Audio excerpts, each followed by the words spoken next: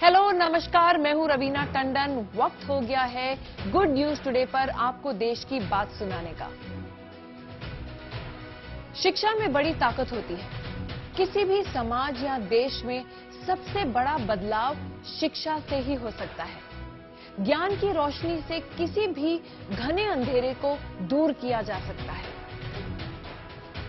आज देश की बात में उन लोगों की कहानियां दिखाऊंगी जो शिक्षा को हथियार बनाकर क्रांतिकारी बदलाव ला रहे हैं।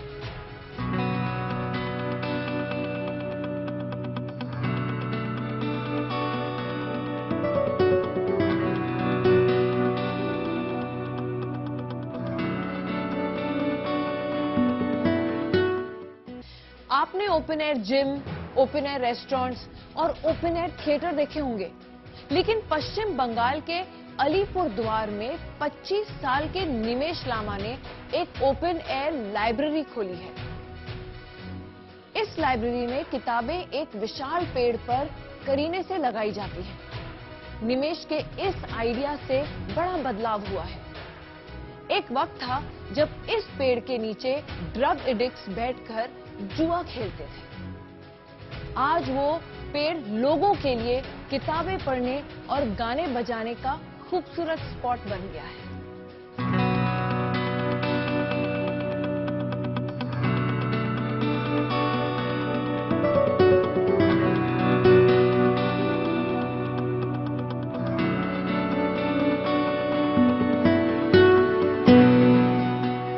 इस जगह पर पहले जुआ लोग आकर यहाँ पर मदपान करते थे, जुआ खेला करते थे। वो अभी परिवर्तन हो चुका है इस कॉन्सेप्ट से। उन लोगों को हटाने के लिए हम लोगों ने मिलकर पुलिस प्रशासन का भी मदद लिया था, लेकिन उतना वो चीज़ कारगर साबित नहीं हुआ। तो उन लोगों को हटाने के लिए भी ये कॉन्सेप्ट मेरे दिमाग में आया था, ये ओपन एयर लाइब्रेरी का। और अभी मैं ये कहने में खुश महसूस करता हूँ कि अभी यहाँ पर कोई भी जुआ का अड्डा नहीं रहता है। हम लोगों ने इस चीज़ को परिवर्तन करने में हम लोग सक्सेसफुल हो चुके हैं। अब लोग पहले यहाँ पर ये पेड़ को देखते ही लोगों के दिमाग में आता था कि यहाँ पर जुआ खेलते हैं, ये एकदम गलत जगह है, यहाँ पर जाना नहीं चाहिए। लेकिन अब उन लोगों का सोच परिवर्तन करने में हम लोग सक्षम हुए हैं। अभी लोग देखते हैं कि यहाँ पर लोग आकर पढ़ाई करते हैं, अभी लोग यहाँ पर आकर गाना गाते हैं, कुछ ना कुछ अच्छा एक्टिविटी करते हैं, लोग आकर अपना आर्ट प्रदर्शन करते हैं। तो इस सोच को परिवर्तन करने में भी हम लोग कहीं ना कहीं सक्षम रहे हैं। और अभी यहाँ पर कोई भी ताश वगैरह जुआ वगैरह नहीं खेलता है। और इंटरेस्टिंग बात यह है कि जो लोग पहले यहाँ पर जुआ खेलते थे, ताश खेलते थे, मदपान करते थे, अभी उनके ही बच्चे हमारे संडे 8 क्लास में आते हैं। ये हम लोगों के लिए एक छोटा अचीवमेंट है और मैं काफ़ी मेरा टीम काफ़ी खुश है। ओ मन में विश्वास, पूरा है विश्वास, हम होंगे कामयाब एक दिन, हम होंगे कामयाब एक दिन। আমরা করব জয়, আমরা করব জয়, আমরা করব জয় নিশ্চয়। ও বগে আছে পূর্ণ বিশ্বাস, আমরা করব জয় নিশ্চয়। इस जगह पर ही मैं बड़ा हुआ हूँ। ये जगह का नाम है कालचिनी। कालचिनी के अंतर्गत गोदामधुरा, बाईसधुरा बोल के 2 गांव है। उसी गांव में मैं खेलता था, वहीं पर मैं बड़ा हुआ हूँ। और इसी माठ पर, जिस माठ पर ये गाछ के पीछे जो लाइब्रेरी देख रहे हैं आप लोग, तो इसी माठ पर हम लोग पहले फुटबॉल खेला करते थे, क्रिकेट खेला करते थे। तो बचपन से मैं देखता था कि इस जगह पर आके लोग जुआ खेल रहे हैं, दारू पी रहे हैं, या विभिन्न प्रकार के जो नेगेटिव बिहेवियर यहाँ पर आके लोग अपनाते थे। तो मुझे बचपन से ये खटक रहा था कि उन लोगों को कैसे हटाया जाए, कैसे इस वातावरण को चेंज किया जाए, परिवर्तन किया जाए। तो ये सोच भी मेरे दिमाग में बचपन से बैठा हुआ था। और ये 2021 के ही दिसंबर की बात है। जब मैं यहाँ से क्लास वगैरह जाता था तो यहाँ लोग बैठ के ताश खेला करते थे, जुआ खेला करते थे बैठ के। बहुत लोग जमा होते थे। तब मेरे दिमाग में एक ख्याल आया कि जब लोग यहाँ पर जुआ खेलने के लिए, ताश खेलने के लिए या मदपान करने के लिए यहाँ पर जमा हो सकते हैं, तो हम कुछ अच्छा काम के लिए तो यहाँ जमा हो ही सकते हैं। तो इस सोच को मैंने आगे बढ़ाने के लिए, और वो अच्छा काम क्या किया जाए, तो इस पर मैंने गौर करना शुरू किया। तब मुझे ये दिमाग में आया, ये आइडियाज आया कि इस गांच में अब मैं एक लाइब्रेरी खोलूंगा जहां पर मैं लोगों को पढ़ने के लिए प्रोत्साहित करूंगा। तो उस सोच को आगे बढ़ाने के लिए मुझे लगभग 2 महीना लगा, और मार्च में मैंने ये जो संडे 8-8 जो ये कॉन्सेप्ट, जो ये प्रोग्राम होता है यहाँ पर, उस प्रोग्राम को निरंतर रखना शुरू किया।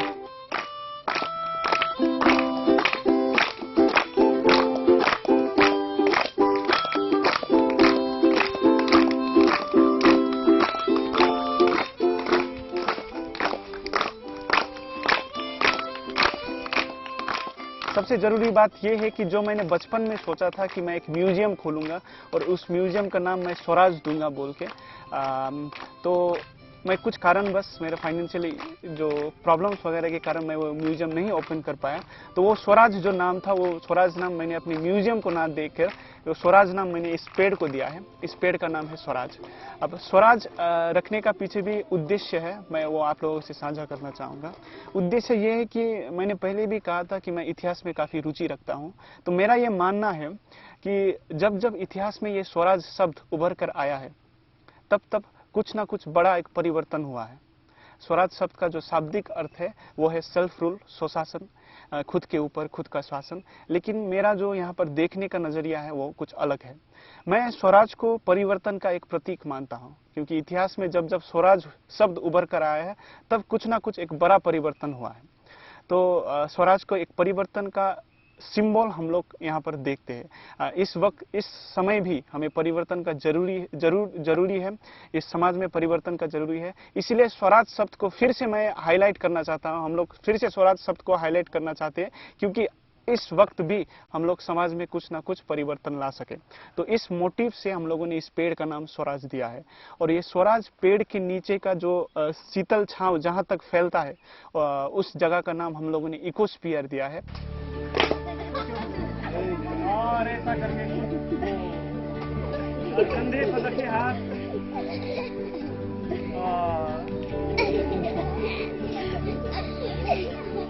अब शाबाशी भी दे खुद भाई।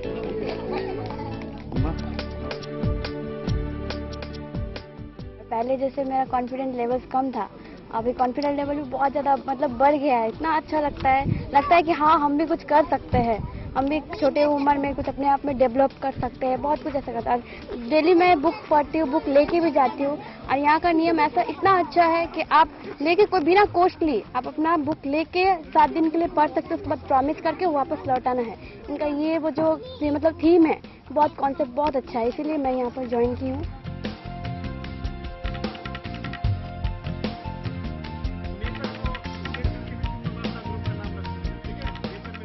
यहाँ पर हम लोग मुख्यतः 3 चीजों पर काम करते हैं। एक है नेचर, क्योंकि हम लोग एक पेड़ के छांव के नीचे बैठ रहे हैं, तो यहाँ पर हम लोग जो भी बिहेवियर अपनाते हैं वो इको फ्रेंडली बिहेवियर रहता है।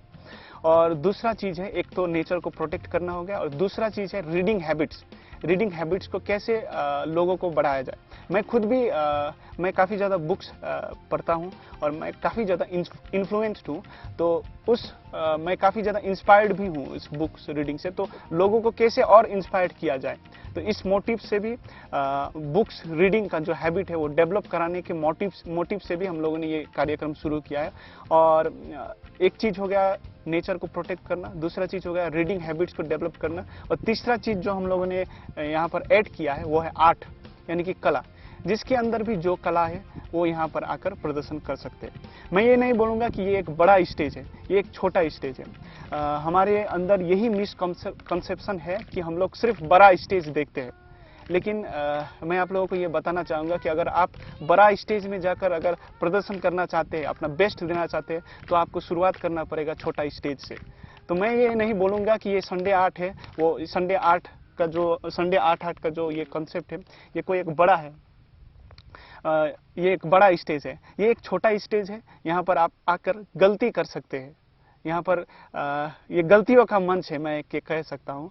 तो ये छोटा स्टेज से ही यहाँ पर प्रैक्टिस करें और प्रैक्टिस करके अब बड़ा स्टेज में जाकर अपना बेस्ट दे। ये गलतियों का मंच है।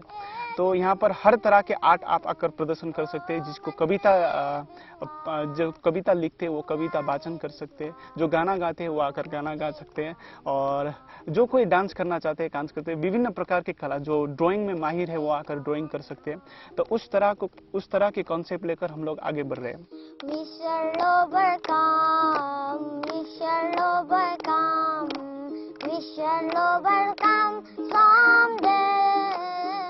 कि हम लोग किसी भी इंसान को अगर पहचानते हैं तो उनको बाय प्रोफेशन पहचानते हैं। मेरा ये मानना है। बाय प्रोफेशन मतलब कोई किसी को मैंने पहचाना एज अ टीचर हम पहचानते हैं, एज अ बिजनेसमैन पहचानते हैं, एज अ इंजीनियर पहचानते हैं। लेकिन हम लोग ऐसा संडे क्रिएट करना चाहते हैं जहां पर लोगों को बाय प्रोफेशन नहीं बाय आर्ट पहचाना जाए। तो इसीलिए इस मंच का नाम हम लोगों ने संडे आर्ट हाट रखा है।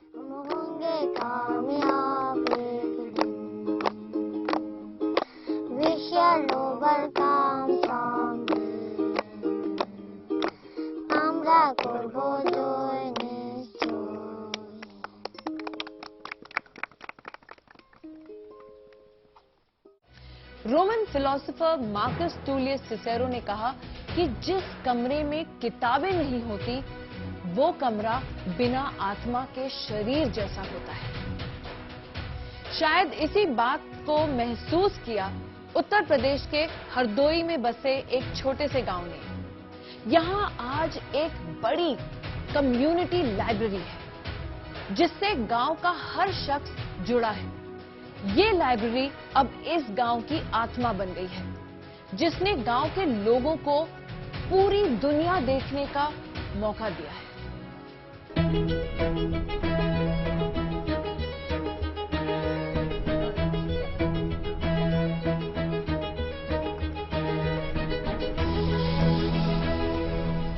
उत्तर प्रदेश में हरदोई जिले के बासा गांव का ये रास्ता भले ही सकरा है, लेकिन ये गांव अपनी बड़ी सोच के लिए चर्चा में है। करीब 10,000 की आबादी वाले इस गांव में दीवारों पर एक लाइब्रेरी का पता लिखा मिल जाएगा। जब इस पते पर पहुंचेंगे तो एक बड़ा सा आंगन और भवन नजर आएगा। यही है बासा गांव की कम्युनिटी लाइब्रेरी। इस लाइब्रेरी में हर उम्र के लोगों के लिए तमाम तरह की किताबें मौजूद हैं। बच्चों की पढ़ाई की किताबें हों या फिर युवाओं के लिए प्रतियोगी परीक्षा की किताबें, यहां तक कि धर्म, साहित्य और इतिहास से जुड़ी पुस्तकें भी इस लाइब्रेरी में मिलेंगी, जो किसी को भी अपनी ओर खींच सकती है। यह लाइब्रेरी खासतौर पर गांव की ऐसी लड़कियों के लिए वरदान साबित हो रही है जो गांव में रहकर यूपीएससी जैसी बड़ी परीक्षाओं की तैयारी कर रही हैं।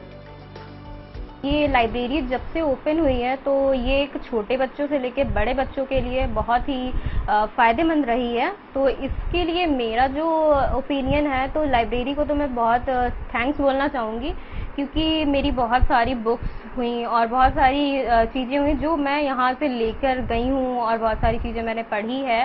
तो मोस्टली मैंने यहाँ से एनसीईआरटी बुक्स हुई जो मैंने मंगाई नहीं थी घर पे, तो मैंने खुद से यहीं से पढ़ी है लाइब्रेरी से। और बहुत सारी बुक्स जैसे आप पॉलिटी की हो गई, जितनी भी बुक्स हैं आप यूपीएससी के लिए प्रेफर करते हैं, वो सारी बुक्स यहाँ पे अवेलेबल हैं। और मैं और जितने भी बच्चे यूपीएससी की तैयारी करना चाहते हैं वो यहाँ से कर सकते हैं।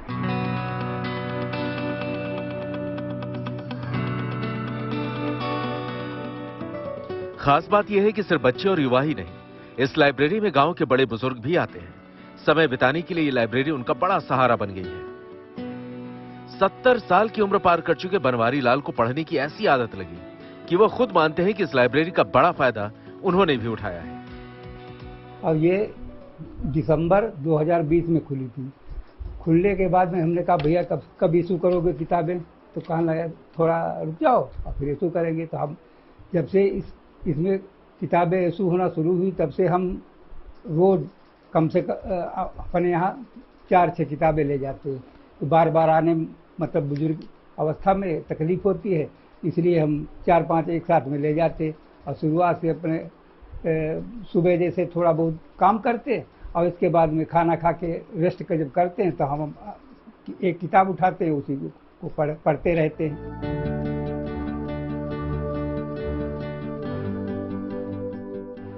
एक समय था जब गांव के लोग शाम को बैठकर एक दूसरे से बातें करते थे।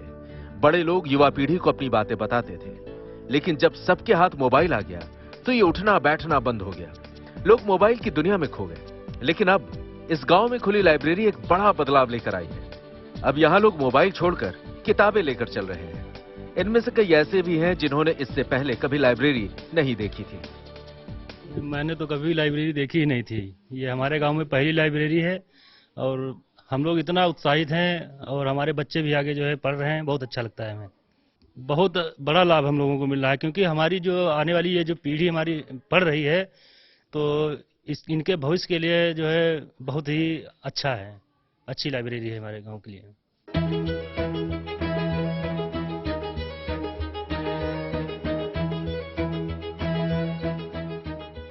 बांसा गांव का हॉटस्पॉट बन चुकी इस लाइब्रेरी को बनाने का श्रेय जतिन सिंह को जाता है। शहर में रहने वाले जतिन सिंह को अपने गांव में लाइब्रेरी की कमी इस कदर खली कि उन्होंने गांव के प्रधान से मिलकर इसकी शुरुआत एक छोटे से कमरे से की। फिर देखते ही देखते इसने बड़ा रूप ले लिया। आज इस लाइब्रेरी में 2000 से ज्यादा किताबों का स्टॉक है। जब हमारी लाइब्रेरी खुली थी दिसंबर 2020 में, तब हमारी लाइब्रेरी में लगभग 100 से 200 किताबें थीं। अब हमारी लाइब्रेरी में अब 2 साल हो गए हैं। इस लाइब्रेरी में अब 2000 तक किताबें हो गई हैं। जो भी किसी को चाहिए किताब जो यहाँ हमारे यहाँ पे अवेलेबल नहीं है या उसके पास पैसे की कमी है, कुछ आर्थिक व्यवस्था कम है, तो यहाँ पे आके वो बताता है, हम वो किताब मंगवा देते हैं उसको जो भी किताब चाहिए होती है।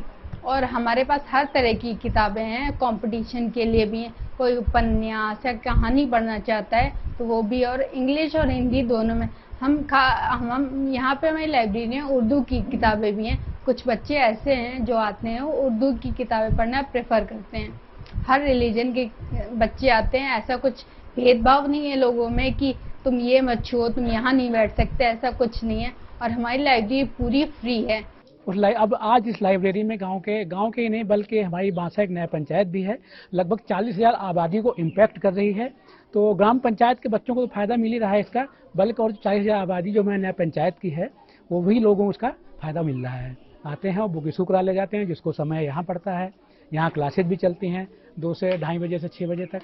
हर तरीके की सुविधा ऑनलाइन है, कंप्यूटर है, लैपटॉप, टैबलेट, हर तरीके की सुविधा यहाँ पे दी गई है। किताबें करती हैं बातें कल की, आज की, एक एक पल की। और बांसा की कम्युनिटी लाइब्रेरी की किताबें आने वाले कई दशकों की बात करती हुई दिख रही है।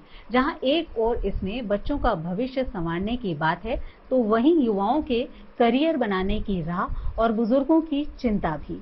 जहां आज शहरों में भी लोग किताबों से सोशल मीडिया की ओर जा रहे हैं, वहीं बांसा में ये पहल किताबों की ओर से सोशल मीडिया को दिए जा रहे एक जवाब के तौर पर भी देखा जा सकता है। देश का भविष्य बेहतर बनाने के लिए सबसे जरूरी है कि बच्चों को अच्छी शिक्षा मिले। देश के 80% से ज्यादा बच्चे सरकारी स्कूलों में पढ़ते हैं, लेकिन ज्यादातर सरकारी स्कूलों में बच्चों को वो सुविधाएं नहीं मिल पाती जो प्राइवेट स्कूल्स में मिलती है। इसी कमी को पूरा करने के लिए एक कपल ने अपनी कॉर्पोरेट जॉब छोड़ दी और सरकारी स्कूलों को स्मार्ट बनाने के मिशन में जुट गए।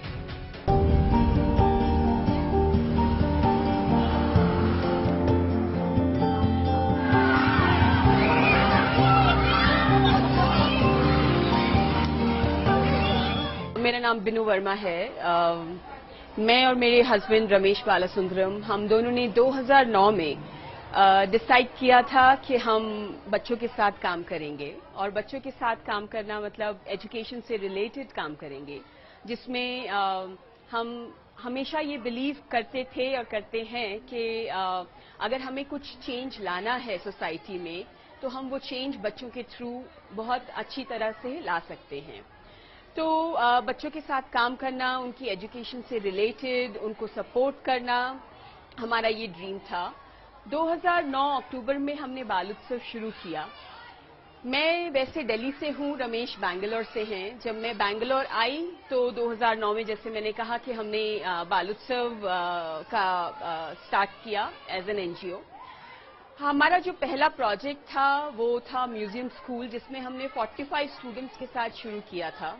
तो पूरा जो कॉन्सेप्ट था म्यूजियम स्कूल का कि हम जितने भी म्यूजियम्स हैं बेंगलोर में वहाँ पर बच्चों को ले जाकर जितने भी वहाँ पे आर्टिफैक्ट्स वगैरह हैं, जितने वहाँ पे एग्जिबिट्स हैं, उनको यूज कर बच्चों को हम जितनी नॉलेज दे सकते हैं उनको वो देंगे। स्पेसिफिकली ये बच्चे आउट ऑफ स्कूल चिल्ड्रन थे और माइग्रेंट लेबरर्स के बच्चे थे जिनको डायरेक्टली गवर्नमेंट स्कूल्स में भी एडमिशन नहीं मिलता था। तो स्टार्टिंग 2009-2010 में हमने 45 स्टूडेंट्स के साथ काम किया। पर इस प्रोजेक्ट का जो हमें बेनिफिट मिला, जो बच्चों को बेनिफिट मिला, जो इम्पैक्ट था, वो ये था कि ये बच्चे डायरेक्टली गवर्नमेंट स्कूल्स में 1 साल के अंदर एडमिशन उनको मिल गया। तो वो हमारे लिए बहुत ही ज्यादा मोटिवेटिंग एक अपॉर्चुनिटी था, इंसिडेंट रहा।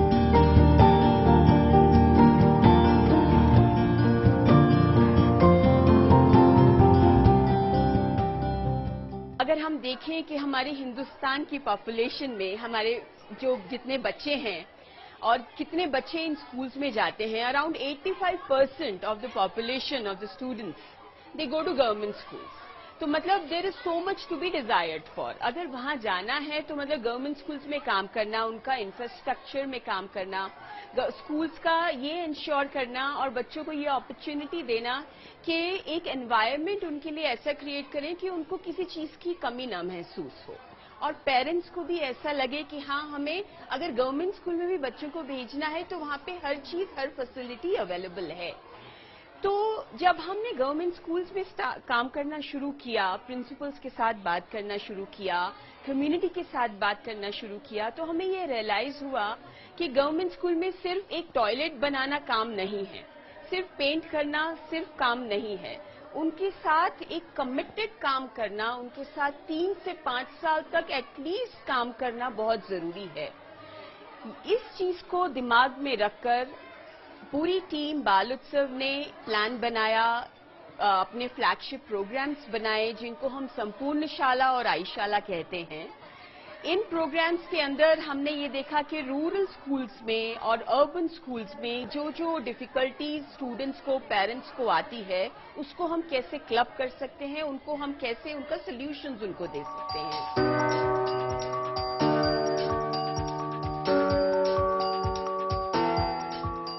मेरा नाम रमेश है। मैं बेंगलोर साउथ पोल से इमडली मॉडल प्राइमरी स्कूल से बात कर रहा हूं। यह स्कूल मैंने यहां आकर 6 साल हो गए। 6 साल में जब आप स्कूल देख रहे हैं उस तरह नहीं थे। पहले मैं स्कूल पर आया तो बहुत पुराना बंगला जैसा लगता था। उसके बाद मैंने सोचा किससे संपर्क करके स्कूल को मॉडल स्कूल और आदर्श स्कूल बनाने के लिए कोशिश करूं, क्वालिटी एजुकेशन देने के लिए।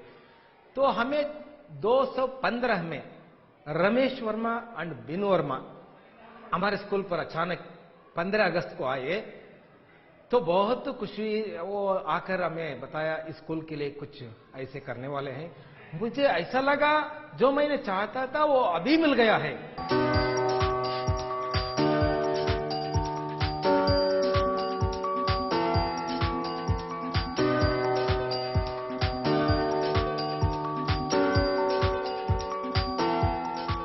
अगर इंडिया बढ़ाना है और हम 75 ईयर सेलिब्रेट करने के बाद 100 साल के साथ सब निकलने वाले हैं, make in India, digital India, startup India, अगर ये सब अच्छा होना है, we need to strengthen the public education system.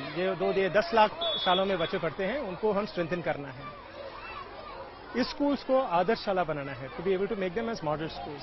तो एक आदर्शशाला बनाने के लिए हम 4 चीजें करते हैं। हम इंफ्रास्ट्रक्चर में इन्वेस्ट करते हैं, जैसे school buildings, toilets, libraries, so on and so fourth. और जब स्कूल बिल्डिंग्स हैं उसको फंक्शनल करने के लिए सॉफ्ट इंफ्रास्ट्रक्चर में काम करते हैं, like furniture, lights, fans, internet connectivity, books, so on and so fourth. दूसरा चीज टीचर्स पे 12-13 लाख सरकारी शालों में अभी we are currently short of about 12 lakh teachers, right? Which almost means we are short of at least 1 teacher per school.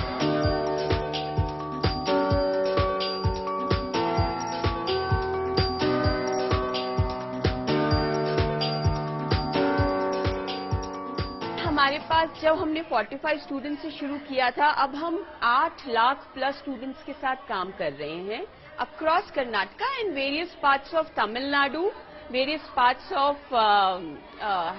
Andhra Pradesh as well. हमारा ये M है कि ये ऐसे मॉडल्स बने कि लोग अपने आप इसको रेप्लिकेट कर सके। तो ये जो संपूर्ण शाला और आई शाला मॉडल हैं, इसके अंदर हम infrastructure, teacher development, full scholarship, water sanitation और हाइजीन को लेकर फोकस एरियाज हैं ये हमारे, उस पर हम काम करते हैं। साथ के साथ कॉर्पोरेट्स को इन्वॉल्व करते हैं, उनके मेंबर्स को इनवाइट करते हैं कि वो आकर हमारे स्कूल में ना ही टाइम स्पेंड करें बट ऑल्सो बच्चों के साथ उनके मेंटर बने और आगे चीजों को फॉलो अप करते रहें।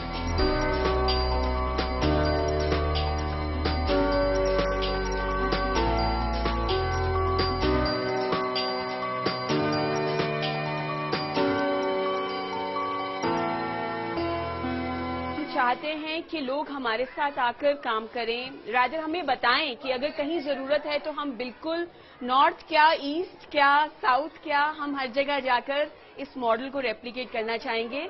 Just to give you a number, approximately 13 lakh government schools हैं।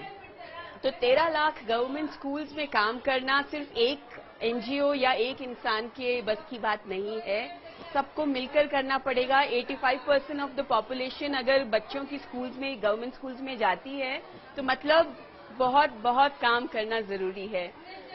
चैलेंजेस हैं, पर जैसे स्वामी विवेकानंद जी ने कहा है कि जितना मुश्किल समय होता है, जितना ज्यादा आप उसमें काम करते रहते हैं, उतने ही बेटर आपको फ्रूट्स आगे मिलते हैं। तो it's a fruitful experience for all of us. Covid महामारी के दौरान देश और दुनिया में कई तरह के अनोखे प्रयोग देखने को मिले। एक ऐसा ही प्रयोग उत्तराखंड के अल्मोड़ा में एक टीचर ने किया। सरकारी स्कूल में पढ़ाने वाले इस टीचर ने अपने खर्च पर एक विशेष लर्निंग सेंटर की शुरुआत की, जहां किसी से फीस नहीं ली जाती। इस सेंटर में हर बच्चे का टाइम बैंक अकाउंट खोला जाता है और जितना समय वो इस सेंटर में सीखने में लगाता है, उतना ही समय वो दूसरों को सिखाने में लगाता है। नवयुग की हम नई फसल है, नया विहार हमारा है, हम बच्चों को नई सोच से नई दिशा में पुकारा है।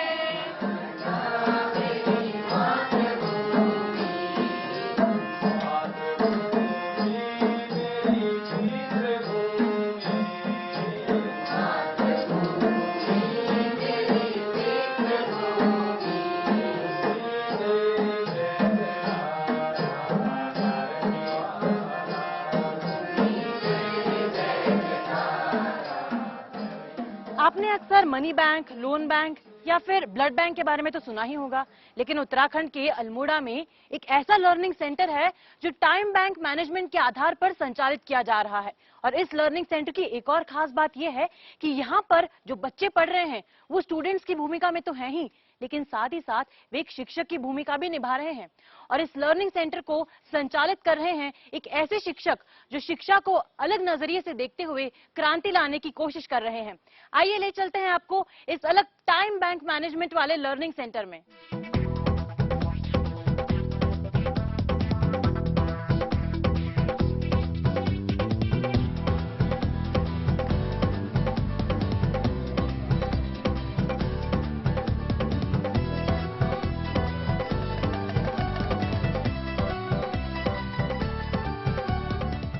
नमस्कार, मैं कल्याण मनकोटी बागेश्वर जनपद के असोमल्लाकोट गांव से हूं और वर्तमान में अल्मोड़ा का निवासी हूं।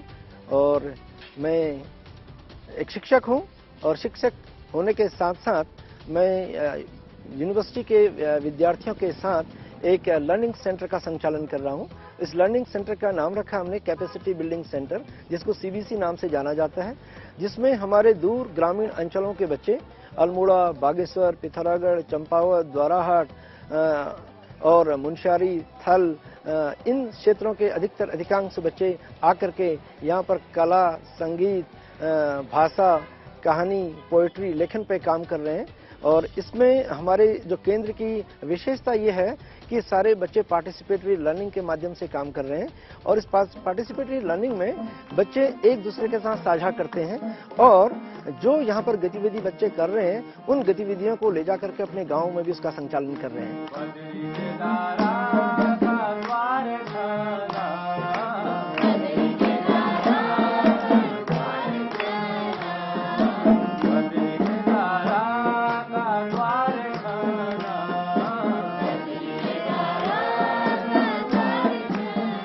हम अपने इस लर्निंग सेंटर पर एक टाइम बैंक, हमारा टाइम बैंकिंग का एक कॉन्सेप्ट है। टाइम बैंकिंग का मतलब ये है कि हमारे यहाँ कोई भी जो संसाधन है वो पैसे में तो नहीं है, लेकिन अगर सामाजिक सहभागिता और सामुदायिक सहभागिता के द्वारा बच्चे इसको सीख रहे हैं, इन संसाधनों का उपयोग कर रहे हैं, तो उन्हें समाज के कार्यों के लिए प्रतिदिन के हिसाब से 1 घंटा निश्चित किया जाता है। हम महीने में, हमारे पास एक डायरी बनी हुई है और हमारे टाइम बैंक के मैनेजर अभी सोनी है, तो सोनी जो भी बच्चा यहाँ आता है कितना घंटा उन्होंने यहाँ पर सीखा उसका हिसाब रखती हैं। उस हिसाब के बाद में वो बच्चा प्रति महीने के हिसाब से 20 घंटे सोसाइटी के लिए वो क्या काम करेगा उसके लिए निश्चित करते हैं। उन 20 घंटों में वो 5 घंटे तो अपने तरीके से खर्च करते हैं ताकि वो पे बैक सोसाइटी को कैसे करेंगे उनका निर्णय होता है, लेकिन 15 घंटे हम लोग मिलकर तय करते हैं। उस पर हम वृक्षारोपण करते हैं, उस पर कहीं पर इमरजेंसी आती है उसमें उस इमरजेंसी में ब्लड डोनेशन का काम करते हैं, रेस्क्यू और रिलीफ ऑपरेशन में बच्चे काम करते हैं और सैनिटेशन का काम करते हैं। तो अलग अलग कार्यों को हमारे इस सीबीसी कैपेसिटी बिल्डिंग सेंटर के माध्यम से संचालित हो रहे हैं। लंबी दाढ़ी वाले बाबा, अरे लंबी दाढ़ी वाले बाबा, ऐसी खीर बनाएंगे, ऐसी खीर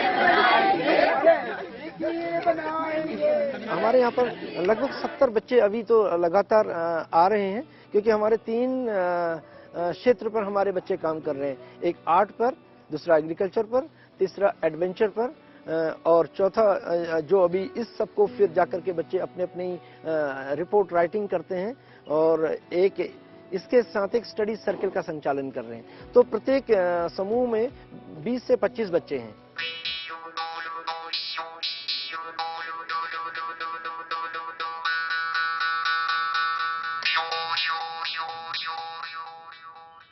लर्निंग सेंटर की सबसे जो मुझे खूबी लगती है वो ये खूबी है कि ये सामुदायिक सहभागिता से चल रहा है। यहाँ पर किसी को कोई मॉनेटरी टर्म में फीस नहीं देनी होती है। हर बच्चा उसके पास जो कुछ भी है वो साझा करता है। जैसे मेरे पास एक घर है, मैंने घर के अपने 2 बड़े कमरे बच्चों को दे रखे हैं और जिस बच्चे को केमिस्ट्री आती है वो केमिस्ट्री सिखाता है, जिसको आर्ट आती है आर्ट सिखाता है, जिसको म्यूजिक आता है म्यूजिक सिखाता है। तो हम सब लोग हमारे पास जो जो संसाधन है और जो जो शिक्षा है उसको आपस में साझा करके उन जरूरतमंद बच्चों तक के पास तक पहुंचते हैं जिनके पास सीखने की संभावनाएं और जिनके पास सीखने के संसाधन कम है। मैत्री की राय बताने को, सबको मार्ग पर लाने को, दुर्योधन को समझाने को, भीषण विध्वंस बचाने को भगवान हस्तिनापुर आए, पांडव का संदेशा लाए। हमें ये समझना है और समझाना भी है लोगों को। लेकिन यहाँ का ये है कि केवल रुपया ही बड़ी चीज नहीं होती। आपके पास अगर कला है तो आप उस कला के को किसी और को दो और वो तुम्हारे पास क्या है, अगले के पास क्या है तुम्हें देने के लिए। यानी कि समझ लो अगर वो पेंटिंग करता है तो वो अपनी पेंटिंग के जरिए तुमको सिखाएगा। अगर उसको अच्छा खाना बनाना आता है तो वो तुम्हें कुकिंग सिखाएगा। अगर वो अच्छा दौड़ता है तो वो तुम्हें रेसिंग सिखाएगा। तो इस तरह की यहाँ के कॉन्सेप्ट है, तो मुझे बड़ा अच्छा लगता है।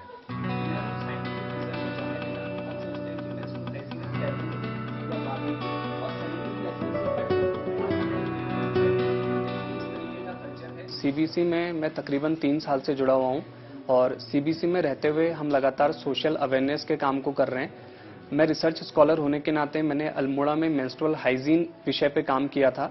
तो हमारे पास जो फाइंडिंग्स आई उसमें ये निकला कि आज भी अल्मोड़ा की जो अर्बन बहुत ही पास का एक गांव है, वहाँ की जो वुमेन्स हैं वो मेंस्ट्रुएशन के दौरान कपड़े का यूज़ कर रही हैं। कई वुमेन्स चूल्हे की राख का यूज़ करती हैं उस दौरान। तो ये जो फाइंडिंग्स थी हमारे लिए अनएक्सपेक्टेड थी, जिसके बाद हमने सीबीसी में एक डिस्कशन किया कि कैसे हम उन वुमेन्स की लाइफ में रिफॉर्म ला सकते हैं, चेंज ला सकते हैं। तो उसको लेकर के हम लगातार फील्ड में घूमते रहे और फील्ड में हमने महिलाओं को जागरूक किया, स्कूलों में जाकर के लड़कियों के साथ कम्युनिकेशन किया, लड़कों को भी इसके बारे में बताया। मैं तुमको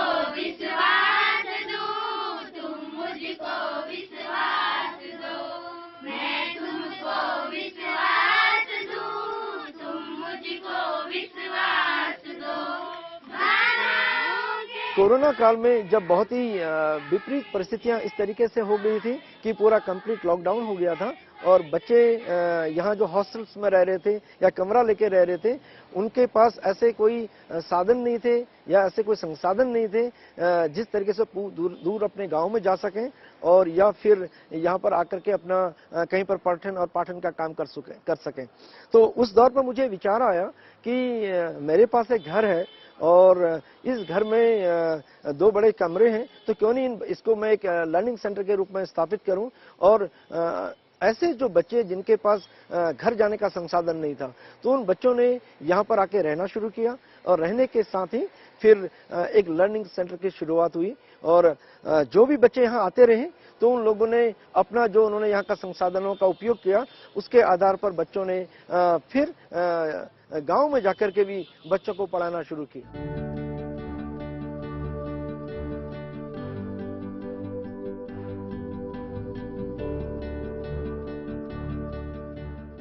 तो देखिए, उत्तराखंड का ये लर्निंग सेंटर एक गुरुकुल की परिभाषा को सटीक तरीके से परिभाषित करता है, क्योंकि यहाँ पर कला, संस्कृति और शिक्षा का अद्भुत संगम आपको देखने को मिलता है। और मुझे लगता है कि देश के हर शैक्षणिक संस्थान को इसी तरह की शिक्षा पद्धति से पढ़ाना चाहिए, ताकि हमारे बच्चों का, युवा पीढ़ी का भविष्य उज्जवल हो सके। इस वक्त हमारे साथ कल्याण मंकोटी जुड़े हैं। आपका स्वागत है गुड न्यूज टुडे पर।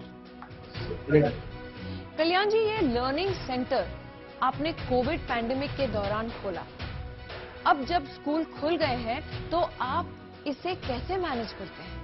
रवीना जी नमस्कार और धन्यवाद आपको बहुत बहुत इतना बेहद खूबसूरत सवाल पूछने के लिए। ये हमारा जो कैपेसिटी बिल्डिंग सेंटर है ये कोविड के दौरान खुला था और इस पर जितने भी बच्चे इससे लाभान्वित हुए वो सारे बच्चे इस सेंटर से लगातार जुड़े हुए हैं। जो हमारा कॉन्सेप्ट है वो पार्टिसिपेटिव लर्निंग का है। तो उस पार्टिसिपेटिव लर्निंग के माध्यम से बच्चे यूनिवर्सिटी में जो भी बच्चे दूर दराज गांव से आए हुए हैं, इसके मुख्य रूप से जो ग्रामीण अंचलों से आए हैं, वो सारे बच्चे अल्मोड़ा विश्वविद्यालय में अध्ययन करते हैं और अध्ययन करने के साथ ही वो इस कैपेसिटी बिल्डिंग सेंटर में पार्टिसिपेटिव लर्निंग के माध्यम से अपने जो भी उनके विषय हैं उन विषयों को साझा करते हैं। और उसका बहुत ही एक सुखद परिणाम ये रहा है कि बच्चे अलग अलग गाँव से आए हैं और वो इस अनुभव को अपना अलग अलग अपने अपने गाँव में खोलने का प्रयास कर रहे हैं। अपने ऐसे कम्युनिटी के द्वारा दिए गए किसी भी घर पर उसको संचालित करने का प्रयास कर रहे हैं। आपके इस मिशन से कितना बदलाव आया है और आगे आपकी क्या उम्मीदें हैं? मेरा मिशन ये है कि उत्तराखंड के या कुमाऊं के हर गांव में एक ऐसा क्षमता संवर्धन प्रत्येक गांव में हो जहां पर बच्चे अपनी क्रियात्मकता को और अपनी जो सकारात्मकता को हो उसको वो बात कर सकें और वहाँ वो कला के माध्यम से, कविता के माध्यम से, लेखन के माध्यम से अपनी बात को साझा कर सकें। आपका बहुत बहुत शुक्रिया हमसे बात करने के लिए। बहुत बहुत शुभकामनाएं आपको। हमारे देश में अलग अलग परीक्षाओं के नतीजे आते रहते हैं और अक्सर ऐसा होता है कि लड़कियां इन परीक्षाओं में लड़कों से आगे रहती हैं। लेकिन इसी देश में ऐसी भी लड़कियां हैं जिन्हें पढ़ने का मौका तक नहीं मिलता। वो चाहकर भी पढ़ाई नहीं कर पाती।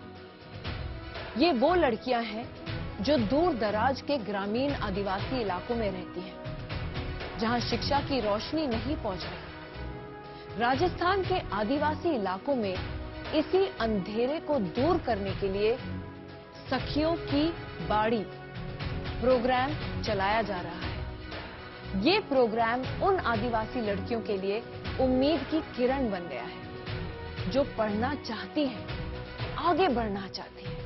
राम राम राम राम राम राम राम राम राम राम राम राम की करो उषाबेन जी, की करो सोरा, क्या बनाई करो के? तो मैं भी स्कूल में फ्लावर घूमती आई हूँ। थे नाम बोलियो। तो मैं भी बच्चे मेरे सेंटर हाले सखियारी बाड़ी खूब हाउस सेंटर हाले हाले की कन लागे। सखिया बाड़ी से मैं मजा आवे कि नहीं आता? तो मुँह भी बच्चे गई ने कविता सीखी, मुँह अंग्रेजी पढ़ यस पापा,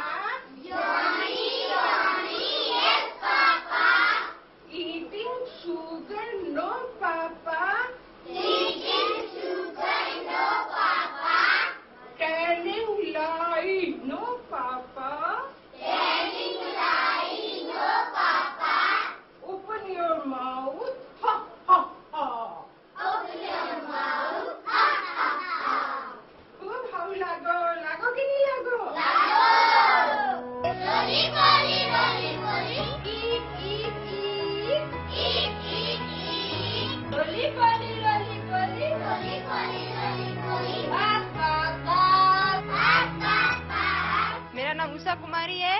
मैं गांव पांडुरी से हूँ। मेरी शैक्षणिक योग्यता बीएड है। मैं यहाँ पांडुरी में सखियों की बाड़ी सेंटर चलाती हूँ।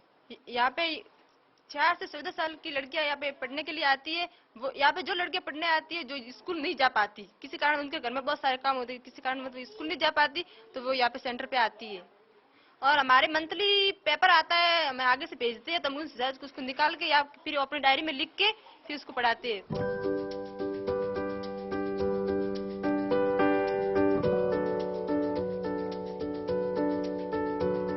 जो कार्यक्रम है, शुरुआत से ही हमें एक चीज पता थी कि इस कार्यक्रम को अगर सक्सेसफुल बनाना है तो हमको कम्युनिटी के साथ जुड़कर काम करना होगा। तो राइट फ्रॉम द बिगिनिंग जब ये कार्यक्रम शुरू हुआ तब हमने कम्युनिटी के साथ एक बैठक ली, उन्हें बताया कि हम ऐसा कुछ करना चाहते हैं और ये तभी सफल होगा अगर वो अपना योगदान इसमें देंगे। तो उनका योगदान इस तरह से आता है कि जैसे अगर ये केंद्र चलाना है तो वो हमको एक जगह देते हैं, या तो वो सामूहिक भवन होता है, या तो किसी का घर होता है, किसी का वरांडा होता है, तो ये जगह वो देते हैं। अगर समुदाय में कोई भी किसी भी तरह की कॉन्फ्लिक्ट है, कोई भी झगड़े हैं, तो वो पहले वो सुलझाते हैं ताकि हर किसी कम्युनिटी के बच्चे आके वहाँ पे पढ़ सके। और जो महिला है जिसको हम दक्षा कहते हैं, वो इसी कम्युनिटी में से हम चूज करते हैं, क्योंकि हम ये मानते हैं कि जो महिला इस कम्युनिटी से आगे आई है वो ही इन बच्चियों को अच्छे से समझ पाती है और वो ही इनके साथ अच्छे से कनेक्ट हो सकती है और इनको अच्छे से पढ़ा सकती है, क्योंकि वो उनकी भाषा समझती है। जैसे हमारे कुछ एरियाज में मेवाड़ी बोली जाती है, कुछ में वागड़ी बोली जाती है, कुछ में मारवाड़ी।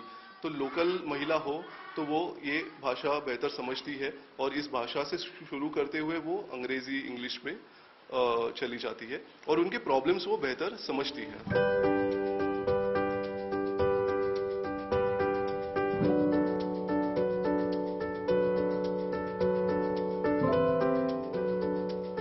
IIFL का एक सपना कि राजस्थान में कोई भी लड़की अशिक्षित ना रहे, तो इसी एक नोबल कॉज के साथ हम जुड़े, जिसका हमें गर्व भी है कि हम अपने इलाके के अंदर किसी भी लड़की को अशिक्षित ना रहने दें। तो उद्देश्य यही है कि जो ड्रॉप आउट लड़कियां हैं और जो लड़कियां बहुत सारे कारणों से स्कूल को कभी नहीं गई, उन लोगों को हम इन सेंटर्स से जोड़ते हैं और खेल खेल में सिखाने का प्रयास करते हैं और फिर मेन स्ट्रीम भी करने का हर साल कोशिश करते हैं। माता पिता को कन्विंस करने में ज्यादातर जगहों पे दिक्कत नहीं आई, क्योंकि जनचेतना संस्थान इस इलाके में और आदिवासियों के साथ पिछले 30 साल से अलग अलग मुद्दों पर काम कर रही है।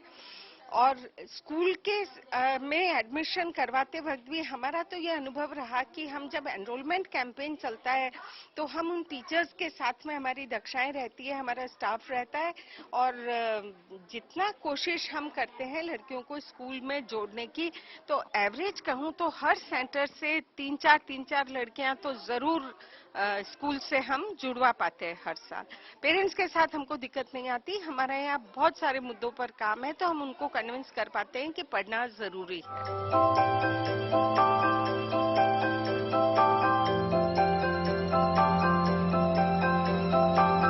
कार्यक्रम के द्वारा हमने अब तक 35,000 बालिकाओं के साथ काम कर चुके हैं। ये कार्यक्रम राजस्थान के 13 जिलों में कार्यरत है। इस कार्यक्रम को 2017 में हमने शुरू किया था। इस कार्यक्रम के माध्यम से लगभग 4 से 5,000 बच्चे मेन स्ट्रीम भी हो चुके हैं, जिनको स्कूल में नामांकन हो गया है। जो मेन स्ट्रीम नहीं हो पाए उनको हमने फंक्शनल लिटरेसी देकर तैयार किया है कि वो हिंदी और इंग्लिश और गणित विषयों में एटलीस्ट इतने तो तैयार हो कि वो अपनी एक सोशल लाइफ जी सके, बेसिक कैलकुलेशन कर सके, अगर कभी अस्पताल में जाना है, पुलिस स्टेशन में जाना है तो अपना फॉर्म भर सके। इस तरह का लिटरेसी उनको हमने दिया हुआ है।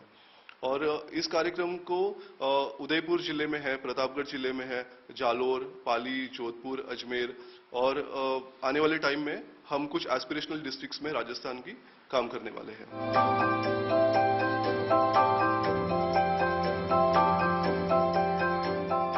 लड़कियों की साक्षरता में पिछड़े राजस्थान के सिरोही जिले में 4 से 14 वर्ष की आयु की बच्चियों के लिए सखियों की बाड़ी नाम के प्रोग्राम के तहत अभियान चलाया जा रहा है। अभियान ऐसा कि इन लड़कियों को फंक्शनल लिटरेसी प्रदान करके इस कदर सक्षम बनाया जाए ताकि वो अपने पैरों पर खुद खड़ी हो सकें।